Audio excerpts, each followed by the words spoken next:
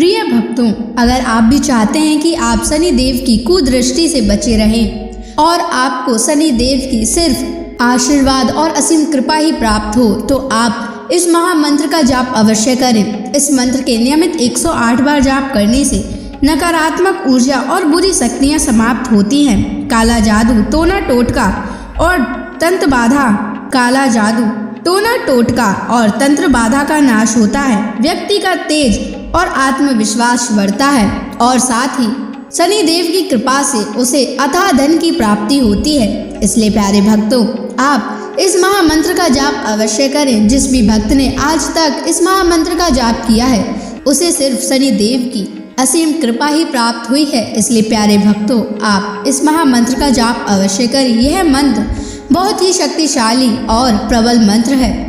इस मंत्र का प्रभाव तुरंत ही दिखाई देने लगता है और साथ ही आपका जीवन सुखद हो जाएगा। अगर आप शनि देव का आशीर्वाद प्राप्त करना चाहते हैं तो इस वीडियो को लाइक और चैनल को सब्सक्राइब जरूर कर दीजिए और कमेंट बॉक्स में जय शनि महाराज अवश्य लिख दीजिए। तो चलिए भक्तों, मंत्र का जाप करना प्रारंभ करते हैं। ओम ह्रीं सन शनैश्चराय सर्वदोष निवारणाय स्वाहा। ओम ह्रीं सन शनैश्चराय सर्वदोष निवारणाय स्वाहा। ओम ह्रीं सन शनैश्चराय सर्वदोष निवारणाय स्वाहा। ओम ह्रीं सन शनैश्चराय सर्वदोष निवारणाय स्वाहा। ओम ह्रीं सन शनैश्चराय सर्वदोष निवारणाय स्वाहा। ओम ह्रीं सन शनैश्चराय सर्वदोष निवारणाय स्वाहा। ओम ह्रीं सन शनैश्चराय सर्वदोष निवारणाय स्वाहा। ओम ह्रीं सन शनैश्चराय सर्वदोष निवारणाय स्वाहा। ओम ह्रीं सन शनैश्चराय सर्वदोष निवारणाय स्वाहा। ओम ह्रीं सन शनैश्चराय सर्वदोष निवारणाय स्वाहा। ओम ह्रीं सन शनैश्चराय सर्वदोष निवारणाय स्वाहा। ओम ह्रीं सन शनैश्चराय सर्वदोष निवारणाय स्वाहा। ओम ह्रीं सन शनैश्चराय सर्वदोष निवारणाय स्वाहा। ओम ह्रीं सन शनैश्चराय सर्वदोष निवारणाय स्वाहा। ॐ ह्रीं सन् शनैश्चराय सर्वदोषनिवारणाय स्वाहा। ॐ ह्रीं सन् शनैश्चराय सर्वदोषनिवारणाय स्वाहा।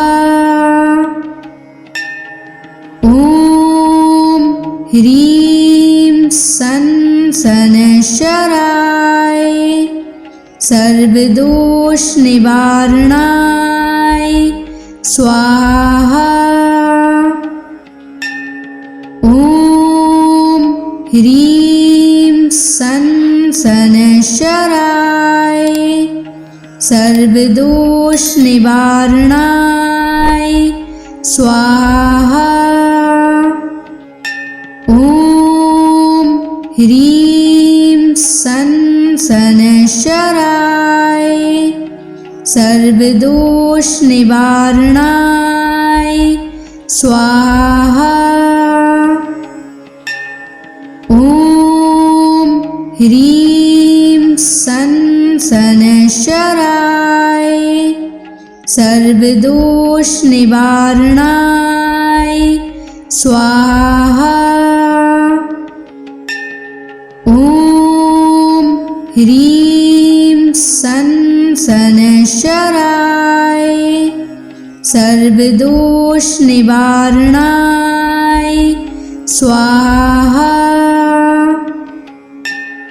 ॐ ह्रीं सन् शनैश्चराय सर्वदोषनिवारणाय स्वाहा।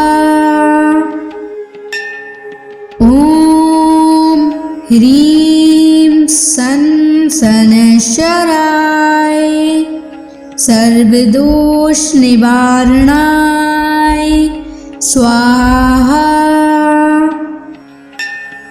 ॐ ह्रीं सन् शनैश्चराय सर्वदोषनिवारणाय स्वाहा।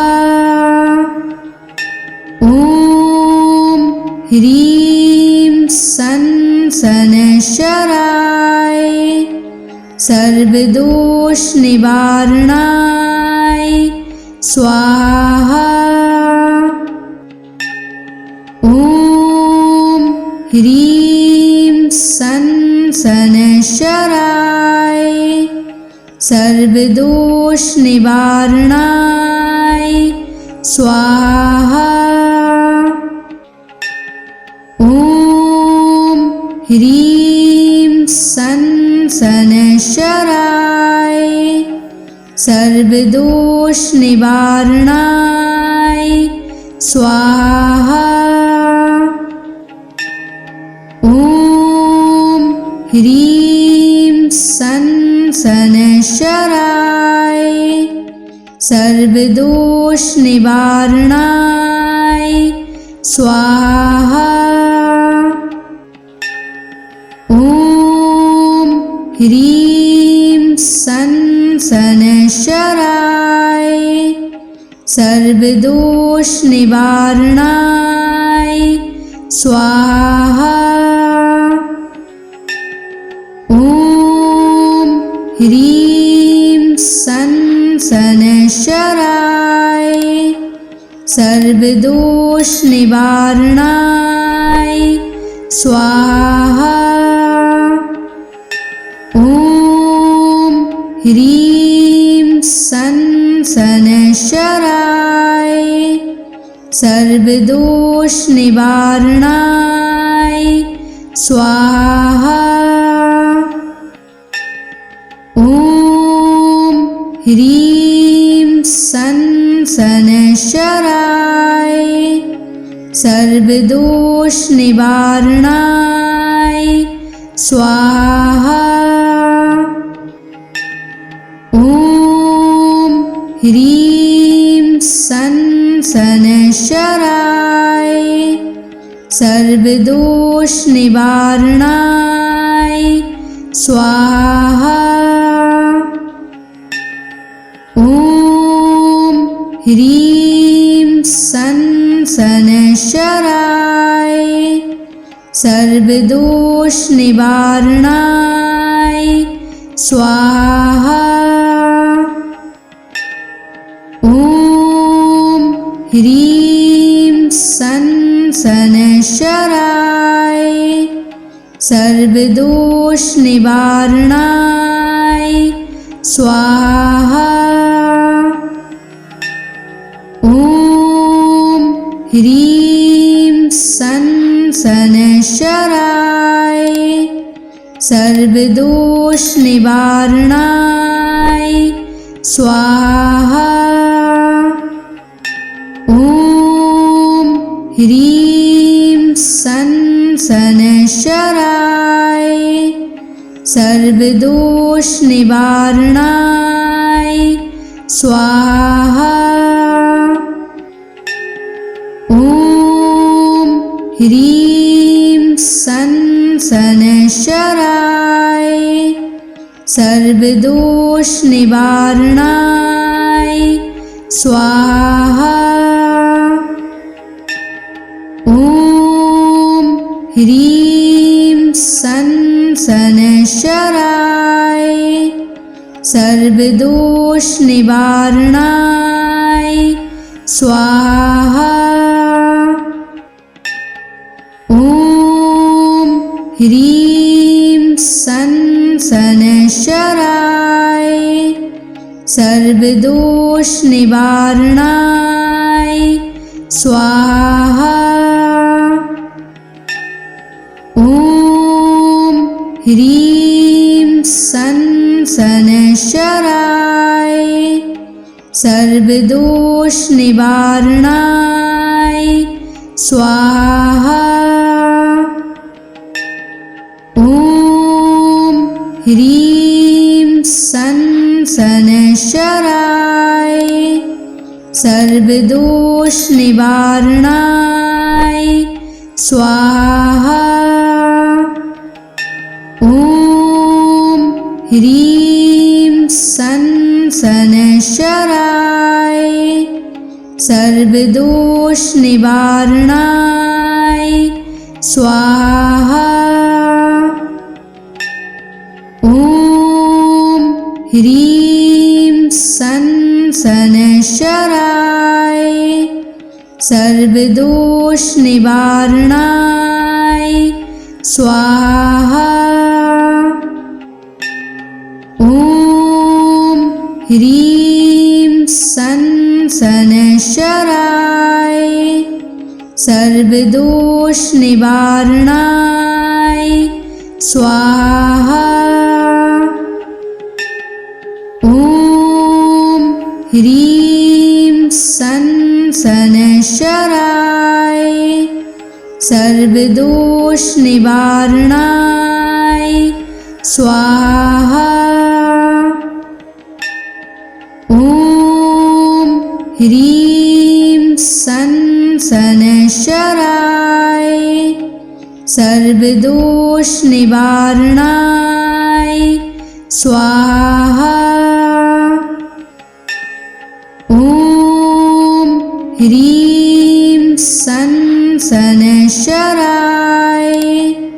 सर्वदोष निवारणाय स्वाहा। ॐ ह्रीं सनशराय सर्वदोष निवारणाय स्वाहा। ॐ ह्रीं सनशराय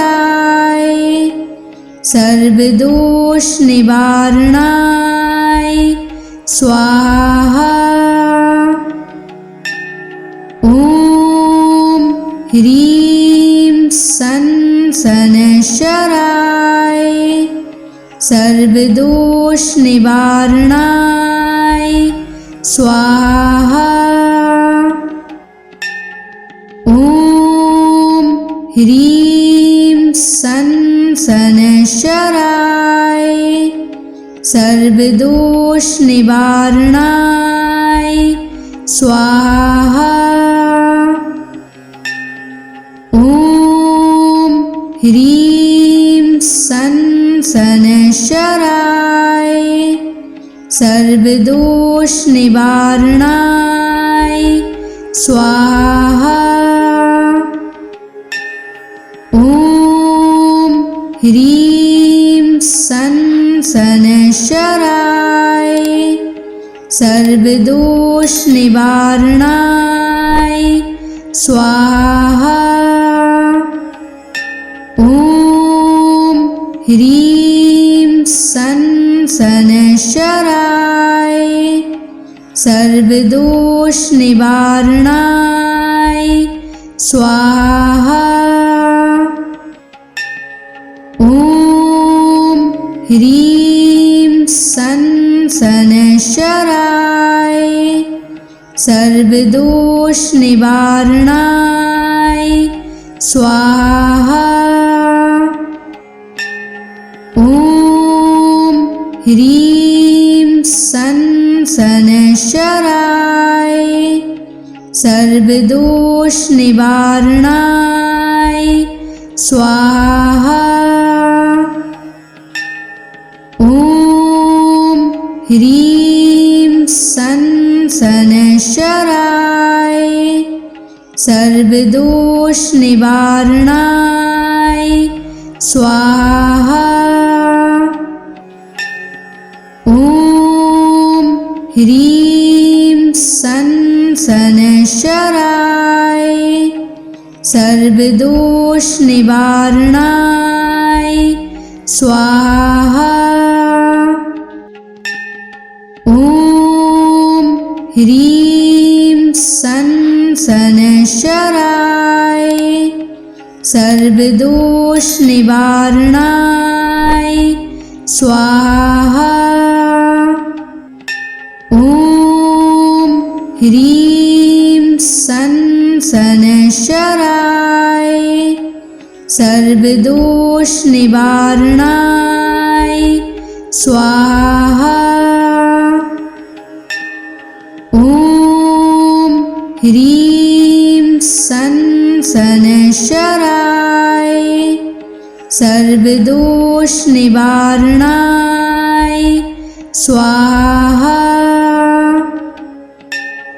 ॐ ह्रीं सन शनैश्चराय सर्वदोष निवारणाय स्वाहा। ॐ ह्रीं सन शनैश्चराय सर्वदोष निवारणाय स्वाहा। ॐ ह्रीं सन शनैश्चराय सर्वदोष निवारणाय स्वाहा। ॐ ह्रीं सन शनैश्चराय सर्वदोष निवारणाय स्वाहा। ॐ ह्रीं सन शनैश्चराय सर्वदोष निवारणाय स्वाहा। ॐ ह्रीं सन शनैश्चराय सर्वदोष निवारणाय स्वाहा। ॐ ह्रीं सन शनैश्चराय सर्वदोष निवारणाय स्वाहा। ॐ ह्रीं सन शनैश्चराय सर्वदोष निवारणाय स्वाहा। ॐ ह्रीं सन् शनैश्चराय सर्वदोषनिवारणाय स्वाहा। ॐ ह्रीं सन् शनैश्चराय सर्वदोषनिवारणाय स्वाहा। ॐ ह्रीं सन् शनैश्चराय सर्वदोषनिवारणाय स्वाहा। ॐ ह्रीं सन् शनैश्चराय सर्वदोषनिवारणाय स्वाहा। ॐ ह्रीं सन् शनैश्चराय सर्वदोषनिवारणाय स्वाहा। ॐ ह्रीं सन् शनैश्चराय सर्वदोषनिवारणाय स्वाहा। ॐ ह्रीं सन् शनैश्चराय सर्वदोषनिवारणाय स्वाहा। ॐ ह्रीं सन् शनैश्चराय सर्वदोषनिवारणाय स्वाहा। ॐ ह्रीं सन् शनैश्चराय सर्वदोषनिवारणाय स्वाहा। ॐ ह्रीं सन् शनैश्चराय सर्वदोषनिवारणाय स्वाहा। ॐ ह्रीं सन् शनैश्चराय सर्वदोषनिवारणाय स्वाहा। ॐ ह्रीं सन् शनैश्चराय सर्वदोषनिवारणाय स्वाहा। ॐ ह्रीं सन् शनैश्चराय सर्वदोषनिवारणाय स्वाहा। ॐ ह्रीं सन् शनैश्चराय सर्वदोषनिवारणाय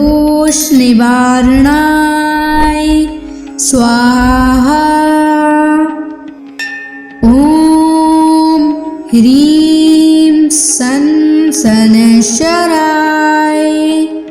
सर्वदोषनिवारणाय स्वाहा। ॐ ह्रीं सन् शनैश्चराय सर्वदोषनिवारणाय स्वाहा।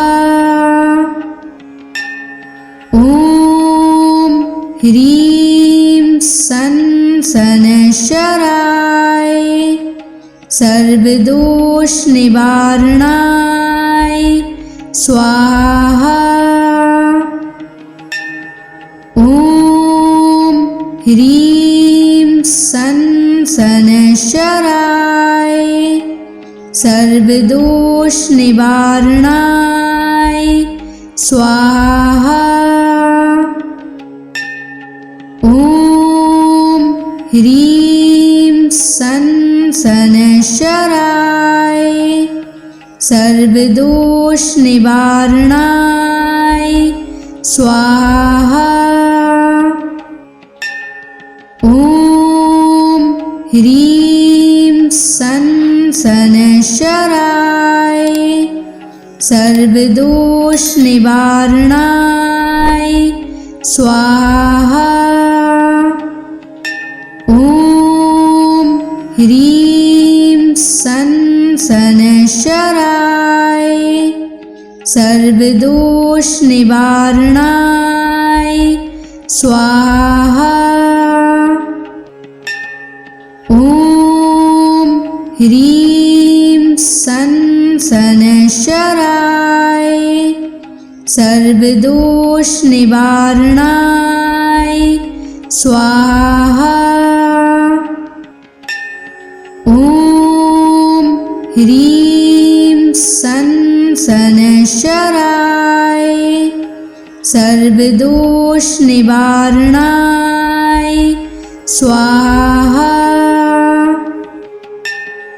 ॐ ह्रीं सं शनैश्चराय सर्वदोष निवारणाय स्वाहा।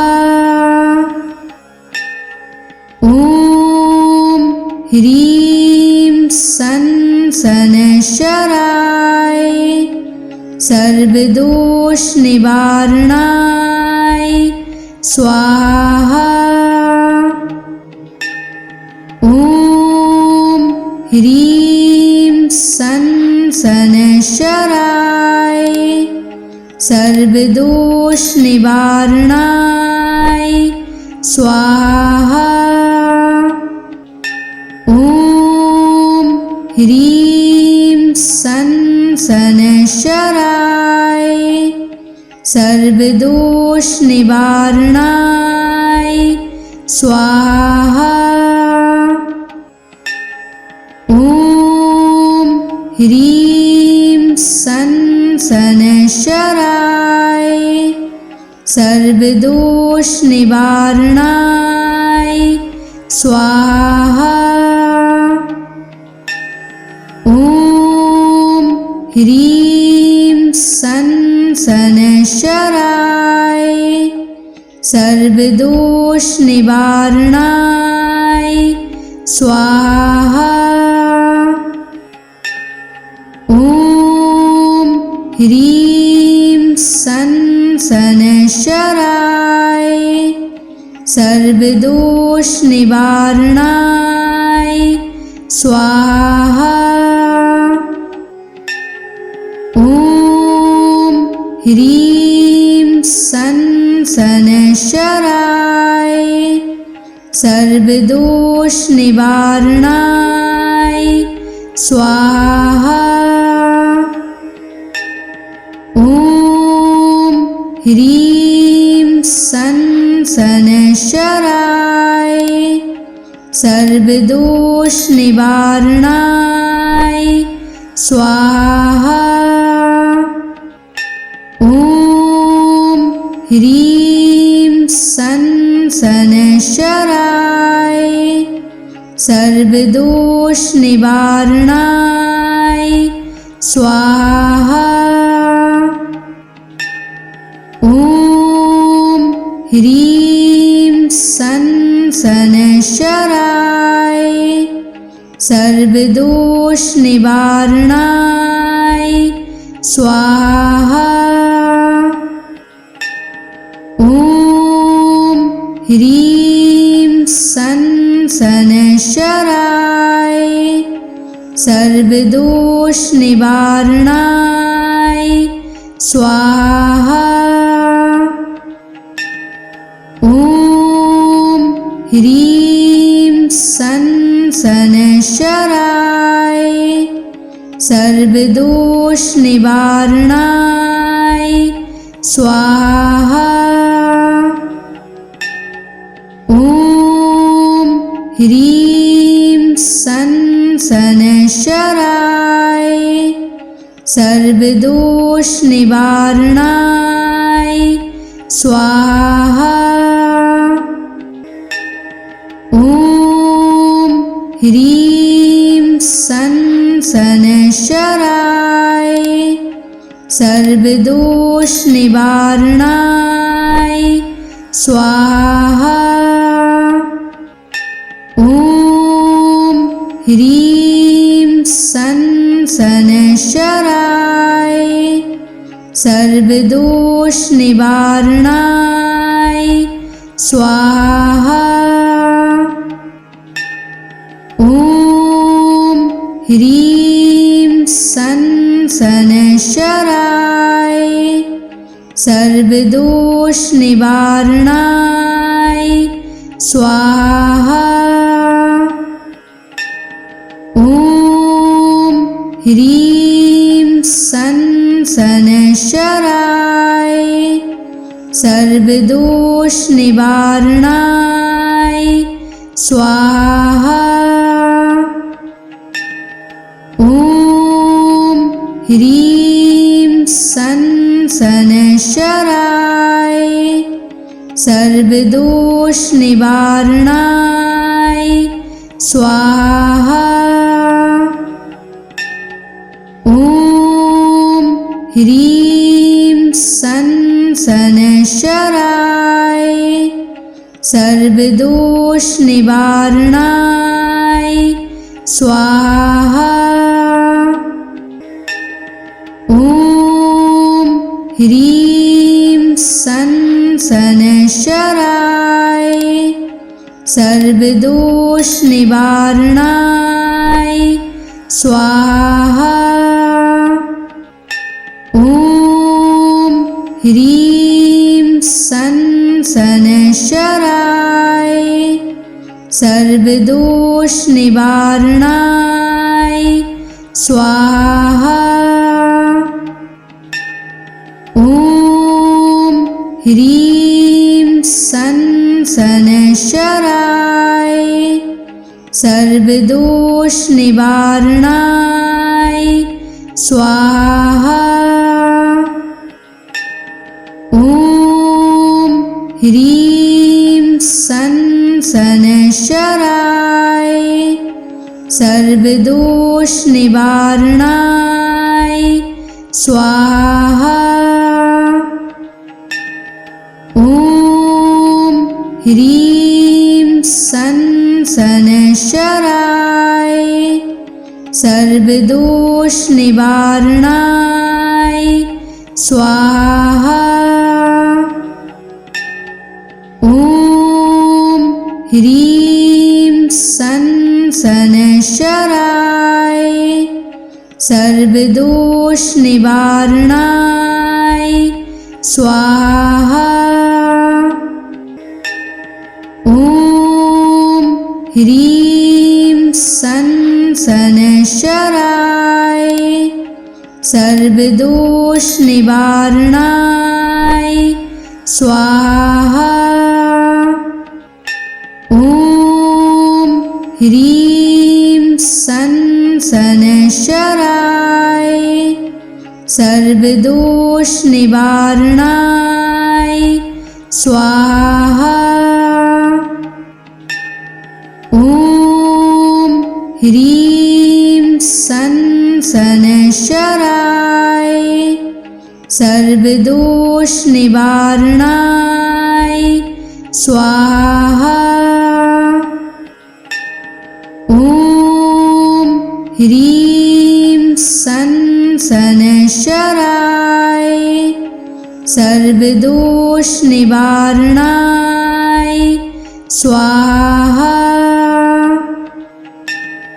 ॐ ह्रीं सन शनैश्चराय सर्वदोष निवारणाय स्वाहा।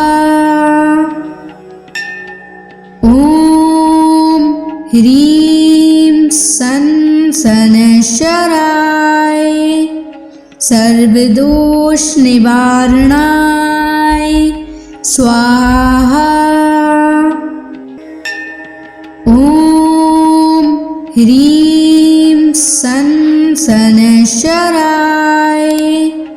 सर्वदोष निवारणाय स्वाहा। ॐ ह्रीं सन् शनैश्चराय सर्वदोषनिवारणाय स्वाहा। ॐ ह्रीं सन् शनैश्चराय सर्वदोषनिवारणाय स्वाहा। ॐ ह्रीं सन् शनैश्चराय सर्वदोषनिवारणाय स्वाहा। ॐ ह्रीं सन् शनैश्चराय सर्वदोषनिवारणाय स्वाहा। ॐ ह्रीं सन् शनैश्चराय सर्वदोषनिवारणाय स्वाहा। ॐ ह्रीं सन् शनैश्चराय सर्वदोषनिवारणाय स्वाहा। ॐ ह्रीं सन् शनैश्चराय सर्वदोषनिवारणाय स्वाहा। ॐ ह्रीं सन् शनैश्चराय सर्वदोषनिवारणाय स्वाहा। ॐ ह्रीं सन् शनैश्चराय सर्वदोषनिवारणाय स्वाहा। ॐ ह्रीं सन् शनैश्चराय सर्वदोषनिवारणाय स्वाहा। ॐ ह्रीं सन् शनैश्चराय सर्वदोषनिवारणाय स्वाहा। ॐ ह्रीं सन् शनैश्चराय सर्वदोषनिवारणाय स्वाहा।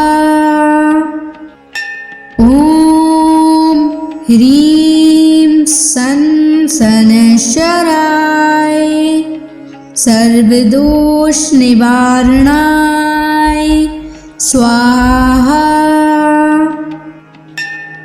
ॐ ह्रीं सन् शनैश्चराय सर्वदोषनिवारणाय स्वाहा। ॐ ह्रीं सन् शनैश्चराय सर्वदोषनिवारणाय स्वाहा। ॐ ह्रीं सन् शनैश्चराय सर्वदोषनिवारणाय स्वाहा। ॐ ह्रीं सन् शनैश्चराय सर्वदोषनिवारणाय स्वाहा। ॐ ह्रीं सन् शनैश्चराय सर्वदोषनिवारणाय स्वाहा। ॐ ह्रीं सन् सनशराय सर्वदोष निवारणाय स्वाहा। ॐ ह्रीं सनशराय सर्वदोष निवारणाय स्वाहा। ॐ ह्रीं सनशराय सर्वदोष निवारणाय स्वाहा। ॐ ह्रीं सनशराय सर्वदोष निवारणाय स्वाहा। ॐ ह्रीं सनशराय सर्वदोष निवारणाय स्वाहा।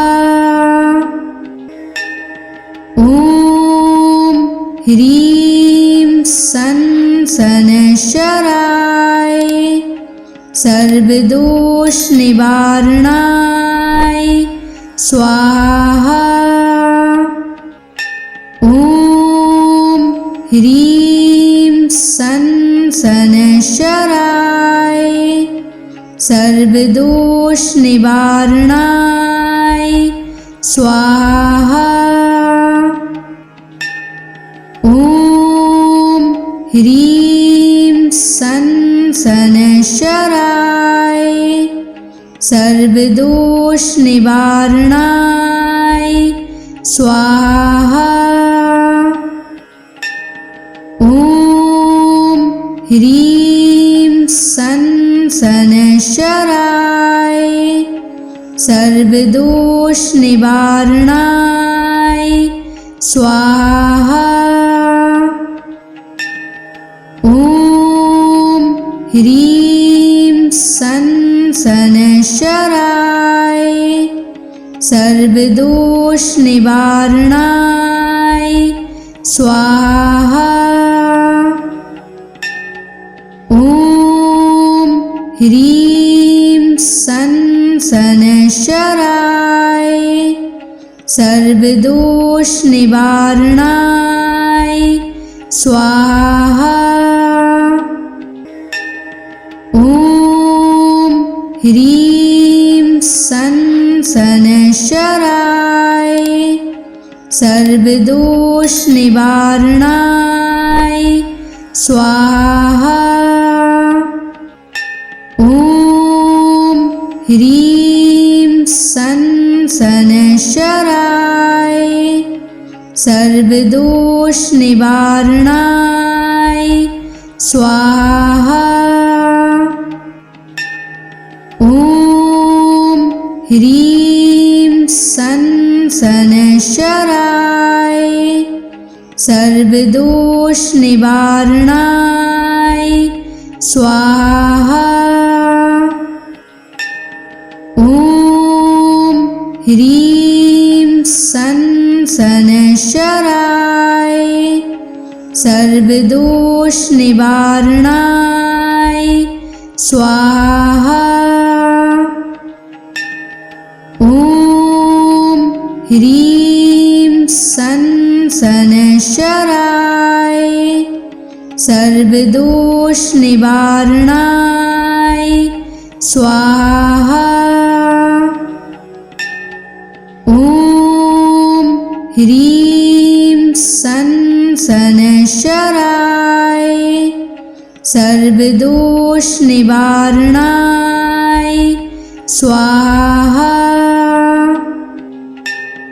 ॐ ह्रीं सनशराय सर्वदोष निवारणाय स्वाहा।